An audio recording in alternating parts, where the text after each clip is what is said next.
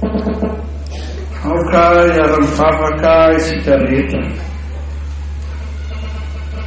Ny Kristy mpandresy eo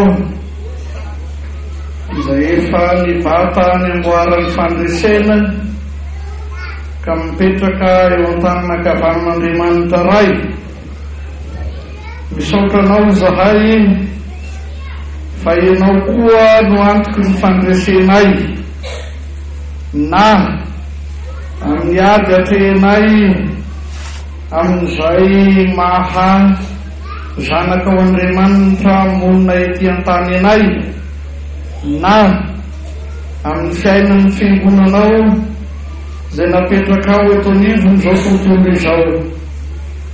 Ary ny fandresena izay omenao anay no anananay toky fa handray ny satroboninahitry ny fiainana koa izahay, raha toy izay tonga amin'ny fanjakanao any an-danitra.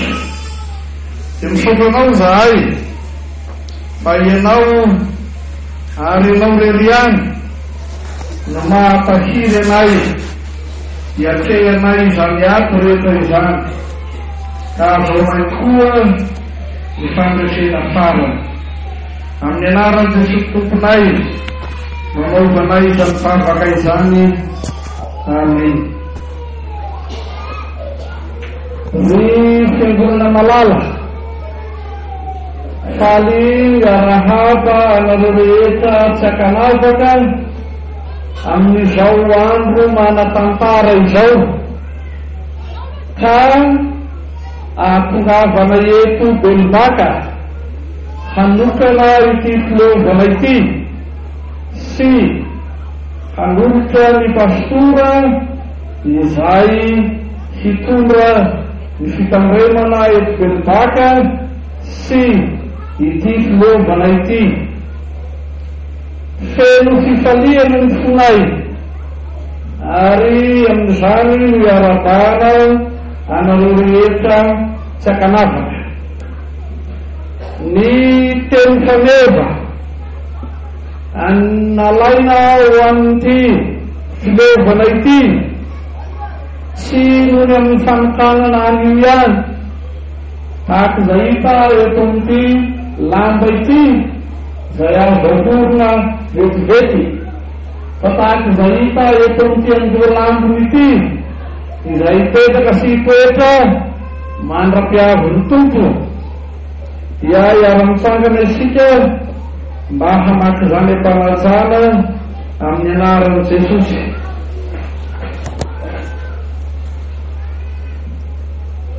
Matio 4:40 andininy 20:b. Ary ny vavahady ny fiainantsika tsy haharesy azy, ary ny vavahady ny fiainantsika tsy haharesy azy. Rehefa masina manamasinana ny fahamarinana, ny teninao ny fahamarinana. Amen.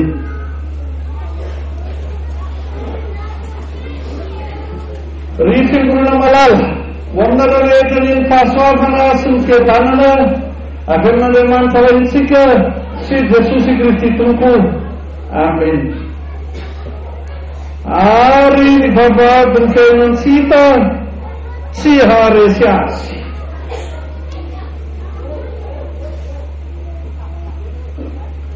Mazava avy hatrany na dia tsy tondrana fanazavana aza fa misy ady izay fantatra fa hiseho na miseho, ary misy ny mpandresy sy ny resy. Mandrakariva dia re avy amin'ny fitenin'ny olona ankehitriny fantatra amin'izay fitrangany fiainana eo anivon'ny fiarahamonina fa betsaka ireo tolokon'ny olon-dresy, betsaka ny tarainan'ireo mahatsiaro faharesena. Ny mifanohitra tanteraka amin'izany no ambarany teny faneva ho an'ny fileovan'ny Belitaka. Ary tsy ho an'ny fileovan'ny Belitaka ihany, fa ho an'ny filodam-paritany Antananarivo mihitsy koa izay misy atsika, dia teny manambara fandresena no teny fanevantsika arak'izay hita amin'ny Apokalipsy 7:20 andininy 4:40b. Teny izay manambara fandresena. Izao anefa misy zavatra manaitra sy isariana ny sainareo eto, tsy ho amin'ny fahakiviana fa ho amin'ny fanantenana sy fiazonana ny fandresena. Niala tamin'ny 4 sasany maraina tany Tsironimandrivo izahay, dia niala tany Mbararata be ny pastoranareo. Fa rehefa nifanena zany zahay mifakatratra, dia nalefana ny alohanay izy, dia nampalahelo. Fa rehefa namindra vitesiny moto iny ny tombony, dia nitony ny vata, ary tonga dia nivoto be. Afapetraka izy dia niandry anay. Ny re voalohany avy aminy karay tena voa, fa ny tonga voalohany tao an-tsaiko dia ny hoe izay ny ady ateny fiangonana, kanefa efa nampanantena fandresena ho an'ny fiangonana Jesosy. Izay no ady, izay tokoa no iray amin'ny Efesoa. Izao no ilazany ten'Andriamanitra azy. Raha tonga ny fahavalo ka ny mpiandry no asiny miroa, dia hiaka ny ondry. Amin'ny andro izay hanokanana ny fileovana no mandrema ny hirifiry sy fanahitainana ao amin'ny tenany ny mpitariky. Asosoko ny devoly moramora ny fanafiany, ahatonga ny fahakiviana, ny hampiraviravin-tanana ny olona, ny hiariariany hoe resy. Tsy izany anefa no teny faneva izay nomen'Andriamanitra ity fileovana ity. Tsy resy fa fandresena. Tany Ankadin'olo sakay izahay moaly nanao ordination, dia hoy ny kanaiky darahany fileovana aty aminareo, maro be ny ady président. Rona mamely maso mihitsy ny devoly aminy, ary dia tsy mifidy, tena tsy mifidy olona izay hasia ka mampijaly ny ankizy, ny tanora. Mampijaly na dia ny ray aman-dreny koa aza, tena mampijaly ny devoly. Dia hoy aho, io no entika iariariany fandresena izay hoentiny Jesosy atonony anareo. Fa tsy afaka manantena fandresena amin'izay tsy anantena ady isika. Ary dia ino tokoa, vao tafiditra eto am-piangonana isika, vao tafiditra eto am-piangonana isika, ino izy fa manakorotany. Reo pastor, izay ny fametsika ny asan'ny devoly anakurtana. Fa namanahoana hery fa nakortanana dia zao mambara ny tenin'Andriamanitra atsika ny fandresena. Izay tsy maintsy ho azavaina amin'izao teny faneva izao avy mba tsy raisina mambolony izany fandresena atony Jesosy zany teny hoe nanontaniany Jesosy ny mpianatra ataony olona oiza moa ny zanak'olona oizy amin'ny andininy fahatelo ambin'ny folo. Ataony olona oiza moa ny zanak'olona. Ny valiteny dia hita fa diso daholo izay nolazain'ny mpianatra. Ataony sasany Joana Paolo Batisa ianao, ataony sasany Elia ianao, ataony sasany Jeremia ianao, ataony sasany ho anankiray ny faminany ianao. Diso daholo ny valitenin'ny mpianatra. Zao mba azonazona tsokany amin'izany.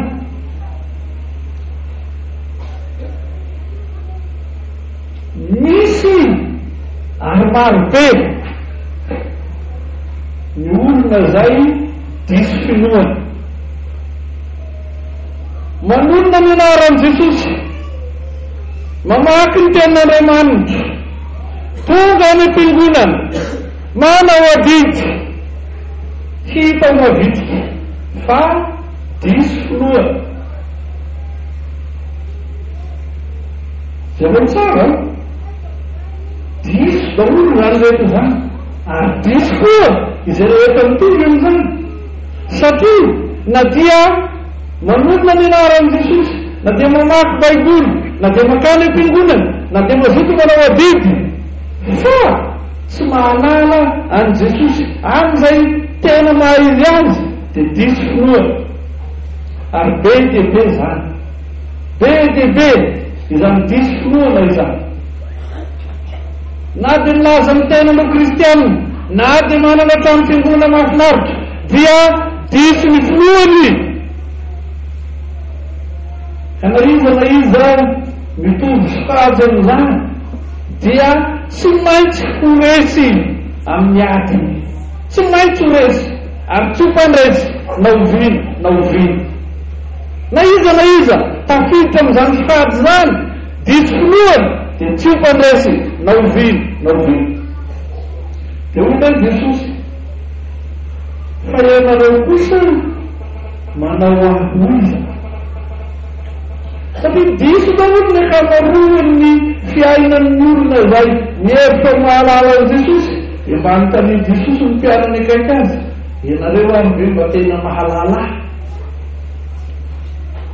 Tena mamy amin'izay Petero hoe ianao no Kristy, zanak'Andriamanitra velo.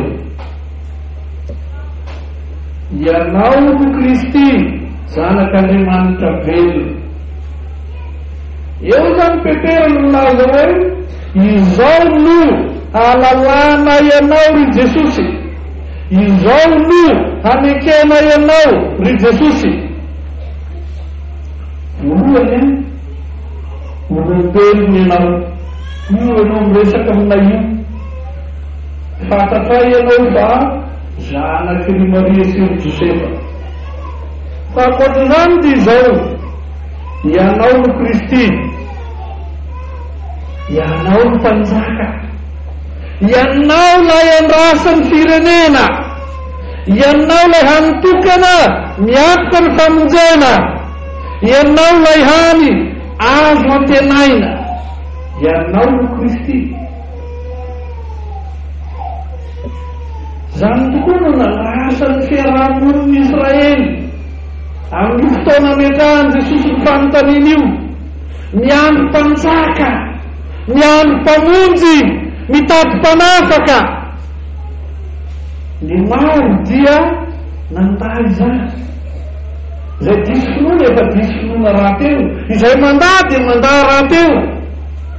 Fa Petera sy ny mpianatra izay nisolohan'ny tena dia nanao fanekempinoana mazava ka nanao hoe ianao no Kristy, ianao lay andrasan'ny firenena, ianao lay mitondra ny famonjena, ianao lay mpanafaka anay. Kanefa tsy niasany ihany nahalala ny Petera azy, nahalala ny fiangonana azy, fa ny maha izy azy indrindra koa dia hoy izy ianao dia zanak'Andriamanitra velona. Velona tsara tsy ilay Andriamanitra maty izay tokoiny olona marobe. Ary disonareo dia miombona amin'izay nilazany Paoly azy any amin'ny asan'ny apôstôly toko faha-15 fa misy Andriamanitra marobe izay notokoina dia nasiana soratra anankiray ho an'ilay Andriamanitra tsy fantatra. Fa tsy izany no lazaina eto, fa ianao nio Kristy, ianao nio zanak'Andriamanitra velona. Ka tsy miasa zay ataony Jesosy ihany no lazainy Petera mazava sy ekeny mazava ao amin'ny fanekempinoana zay ataony, fa ny maha izy azy any Jesosy koa dia ambarany mazava. Tsy mitovy amin'ireo hoe velona rehetra ho Andriamanitra ianao, fa Andriamanitra velona ianao. Ary zany no sarobidy indrindra ao amin'ny fanekempinoantsika, ny mahalala ny maha izy azy an'Andriamanitra arak'izay takaky ny saintsika amin'izay anambarany ny zanyntsika, fa tsy izay takary ny saintsika arak'izay avytsika takariny. Mahalala ny maha izy azy an'Andriamanitra arak'izay anambaran'Andriamanitra izany amintsika, mahalala ny asan'Andriamanitra ho antsika. Io ny sarobidy indrindra ho ny fanekempinoana, ny fahalalana ny Jesosy ho lay Andriamanitra tokana sady marina, Andriamanitra velona. Ny mahalala ny Jesosy ilay hanimpanjaka sy mpamonjy tokana avypina sy tena indrindra. Ary rehefa vita izany fanekempinoana izany dia hoy Jesosy, samba tenao sy monabaritsao, fa tsy nofa mandrano naneo anao izany, fa narak'izay anyparitra. Io zany lazaiko mazava tsara teo hoe tsy vokaky ny asan'ny saina, tsy vokaky ny fiazan'olombelona, fa vokaky ny fanambaran'Andriamanitra ny tenany. Vokaky ny fanambaran-tenan'Andriamanitra dia mahalala marina n'Andriamanitra, mahalala marina ny asan'Andriamanitra ho antsika ao amin'ny Jesosy. Zava-dehibe, tena zava-dehibe zany, satria amin'izao fotoan'izao dia maro ny olona zay manambara ny tena no fiangonana, fa tsy mahalala ny Jesosy Andriamanitra azy, tsy mahalala ny asan'i Jesosy ho anitokana azahoana sy andraisana ny famonjena, tsy mahalala ny Jesosy ho any mpanjaka tokana azo antoka. Fa izao indrindra no ilazany ten'Andriamanitra azy, nafiry manambara ny tena no fiangonana, nafiry milaza ny tena no fiangonana, rehefa tsy manana ny fanekempinoana mariny ho fototra izay orenany izy dia sady mpisandoka no mpamitaka. Fa izao no mazany Jesosy azy, ianao ny Petera, ary ambony ty vato lampy ity no aombo ny fiangonana. Ny fanorenana tsara indrindra sy azo antoka indrindra amin'izay maha izy azy ny fiangonana dia ny fananany fanekempinoana mazava.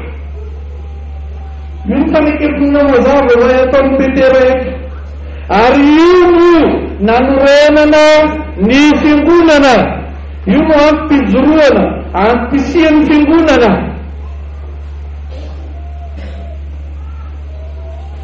Ray mandeha aho dia tafaresaka tamina fiangonana anankiray. Tena mitany azy, inona ho azy zany fototonanareo?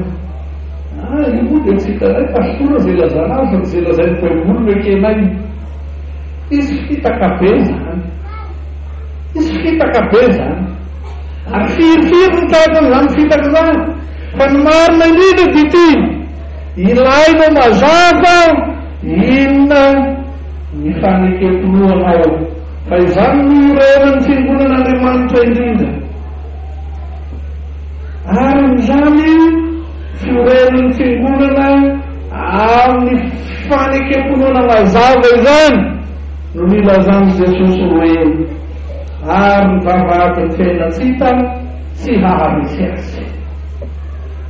Raha lazaina amin'ny fomba hafa ity teny fanevanareo ity dia izao no azo lazana azy. Ary ny herin'ny fahafatesana dia tsy hanan-kery amin'ny fiangonana. Izao koa no azo lazana azy anankiray. Ny fiangonana dia tsy horesin'ny herin'ny fahafatesana.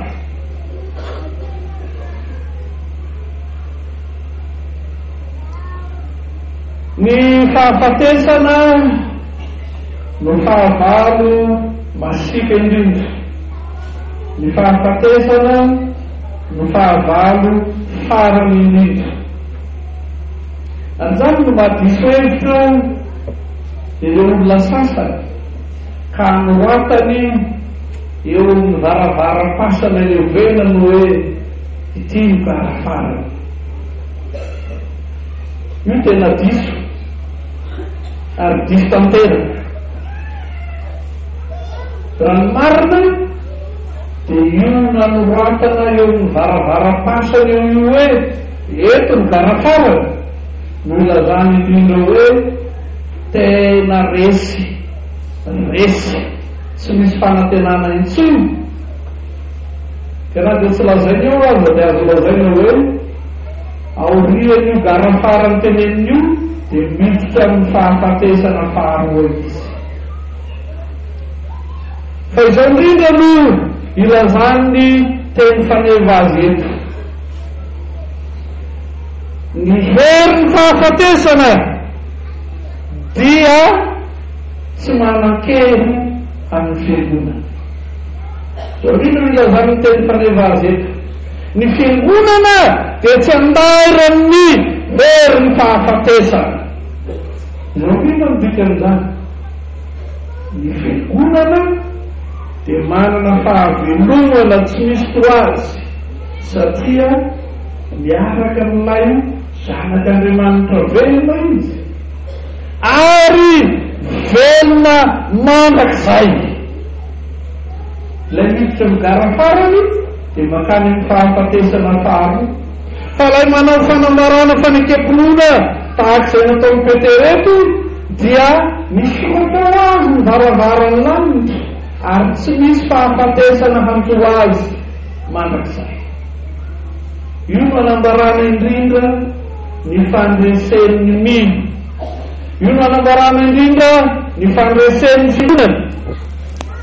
Ka na manahoana hery isimboan'ny fahavalo, fahefana entin'ny fahavalo. Tia nilazana fa izy no manana ny hery sy ny fahefana rehetra. Izy no afaka manjakazaka amin'izany hery eo am-pelantanany zany. Iambaran'i Jesosy kosa amin'izao teny izao hoe ary ny vavahadiny fiainatsika tsy haresy azy. Jesosy manambara izany ho an'ny fiangonana izay naoriny. Dia milaza mazava fa mpandresy amin'ny adiny madinidinika hitany maraina mandra-paharivan'ny andro ny kristianina, ny fiangonana. Mpandresy amin'ny ady izay heverina lehibe ka manahirana azy mandrakariva ny fiangonana. Ary mpandresy mandra-pahatonga an'i Jesosy eny amin'ny raha lanitra ny fiangonana. Amintsika miresaka izao dia mihorohoro zay tsy izy. Ny fiangonana kristianina mijoro maro arak'izay lazay tenin'Andriamanitra, satria misy hery famoretana lehibe ary misy fampahoriana lehibe zay efa tonga ambonin'ny tany.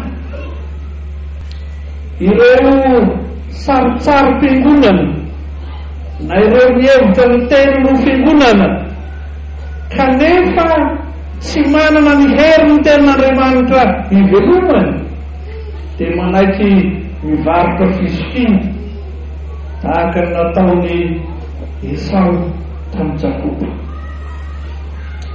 Fantatrao fiangonana amin'ny endrika Seholy fa efa very hasina, very sata amin'izay mahafiangonana azy eo anatrehany nanariany ny hery ny tenin'Andriamanitra.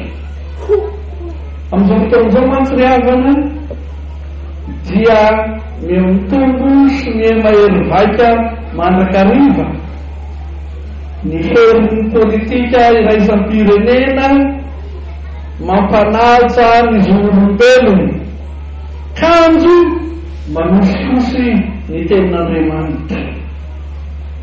Vokatry ny fanajana ny zon'olombelona dia notakiny ary ny kely ny fanjakana maro eto ambonin'ny tany ny hanambadian'ny lehilahy tahaka azy na hanambadian'ny vehivavy tahaka azy, ary efa nekeny ny fiangonana maro manerana n'izao tontolo izao kosa.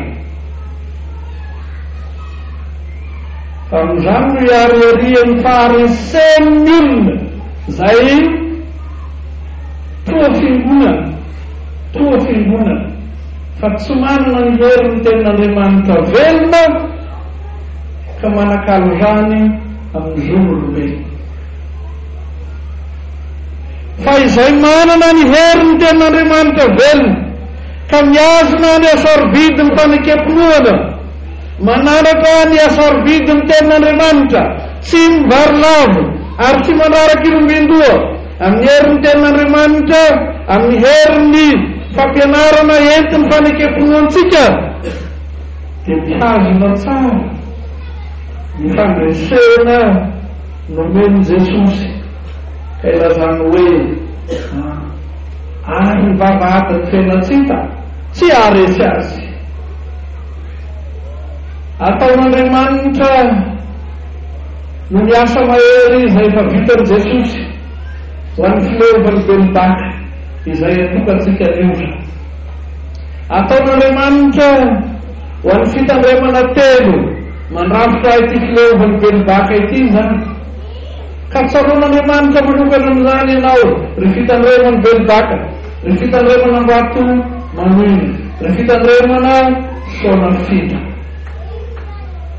Tsy hadin'ny Jesosy amin'izany ianao, tsy hadin'ny Jesosy amin'izany ny kristianina rehetra manerana ity fileovana ity, manerana ny fiangonana fitandremana telo, manerana ny fiangonana iraika ambin'ny folo fantany.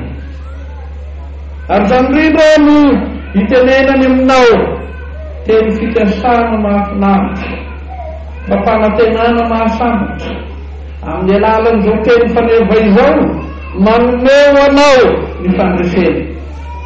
Ko na manahoana hery ny fahavalo aza ny varaotsa, na manahoana afitsiko ny fahavalo aza ny raviravitanana, na manahoana fahitano ny eriseta manatona anao mitsangana fampandresy ianao miaraka amin'ilay manome toky ianao, ka tsy izay nataonao no itokisanao sy reharehanao indrindra, fa izay nataony Jesosy ho anao arak'izay nambarany fanekepinoana teo, fa ny asa izay nataony Jesosy ho anao sy miatoka ny fiainanao any an-danitra ihany, fa miatoka ny fandresenao koa na dia izao ankehitriny zao azy mitsangana mifafia, fa anao ny fandresena amin'izay lazany Jesosy aminao hoe ary mivavahady ny fiainatsika tsy aresy azy.